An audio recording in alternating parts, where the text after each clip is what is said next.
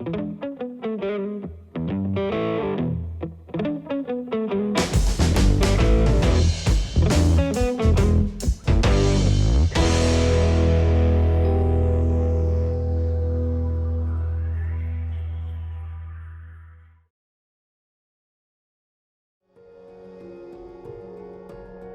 cuisine, c'est la pièce qui est la plus sollicitée de toute la maison. Ce qu'on veut d'une cuisine, c'est que ce soit bien pensé, que ce soit fonctionnel, ergonomique, puis que chaque chose ait sa place. Quand on planifie une cuisine, la première chose à faire, c'est de placer les plus gros morceaux, donc les électroménagers et l'évier. Il y a plusieurs écoles de pensée, mais on divise souvent la cuisine en plusieurs zones.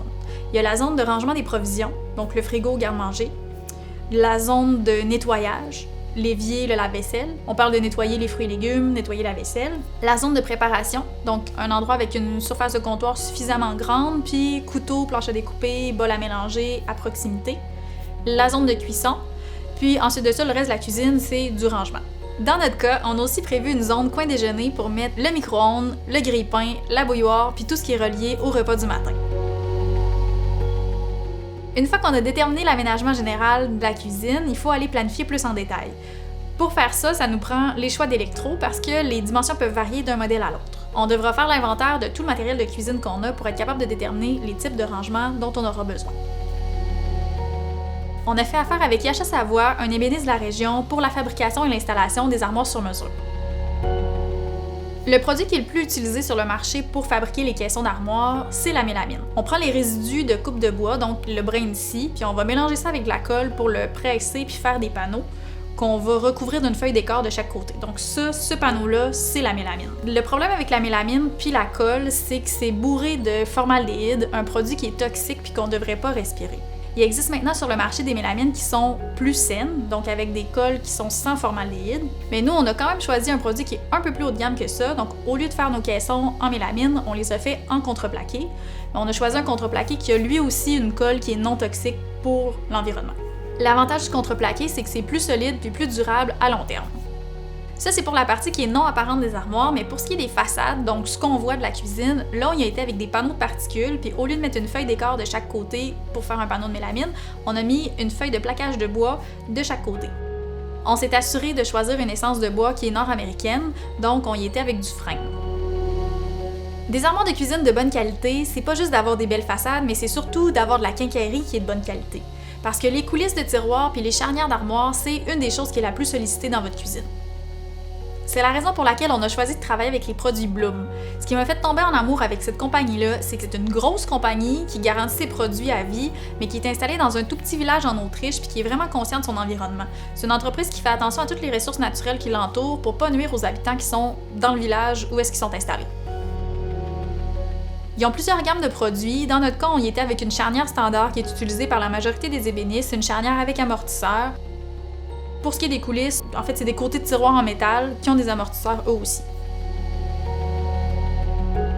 La cuisine est enfin installée. Je suis vraiment contente de la quantité de rangement qu'on a. Ici, c'est le lave-vaisselle qui est caché. Jessie et moi, on s'est acheté des électros usagés il y a très longtemps, qu'on a conservés pendant plusieurs années, mais avec la nouvelle maison, on avait vraiment envie de se gâter. On s'est acheté des électros neufs, haut de gamme, certifiés Énergie Star, chose qu'on n'avait pas avant, pour consommer moins d'énergie, et dans l'optique de les garder très longtemps. Pour les comptoirs de cuisine, c'était non négociable, je voulais absolument un comptoir en pierre naturelle, puis pas une pierre qui vient d'Europe, une pierre qui vient d'ici. Au Québec, on a plein de sortes de pierres naturelles. Ce qui est le plus résistant, c'est le granit. Puis dans le granit, on a deux choix en fait. C'est soit qu'on a des pierres qui sont très foncées et uniformes, soit qu'on a des pierres avec beaucoup de couleurs, très moustachées. Le moustaché m'intéressait pas vraiment, je voulais avoir quelque chose qui était le plus uniforme possible, donc j'avais le choix d'y aller dans le noir, dans le brun ou dans le gris. Comme le plancher de la cuisine est assez foncé, en ardoise, puis qu'on n'a pas beaucoup de lumière dans cette pièce-là, je préférais avoir quelque chose qui était plus pâle. Pour rendre la pièce plus lumineuse, on a fait un compromis, on est allé chercher une pierre un petit peu plus loin, on est allé dans l'est des États-Unis où est-ce qu'il y a des carrières de pierres naturelles qui sont beaucoup plus pâles.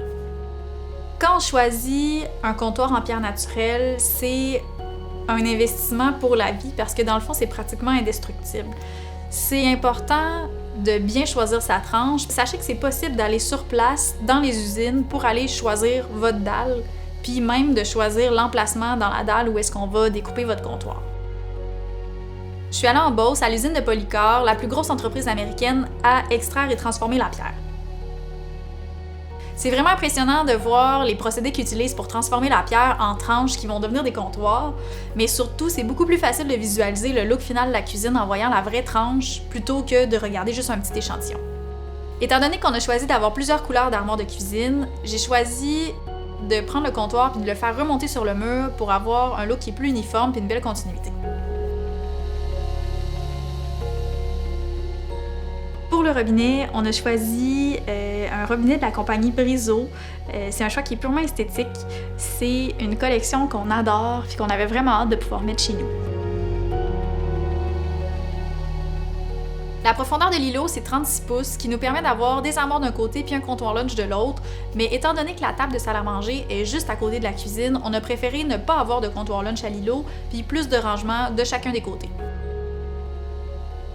L'été dernier, quand on faisait le tour des brocanteurs, on est allé au marché aux puces, Jean Talon, à Charlebourg, puis on a trouvé des vieux abat-jours vintage en métal, tout rouillés, qu'on a décidé de garder, puis finalement, on va les installer au-dessus de l'îlot de la cuisine. Je l'ai déjà dit, mais la cuisine, c'est le cœur de la maison, c'est tellement important que ce soit bien planifié, puis c'est tellement un gros investissement.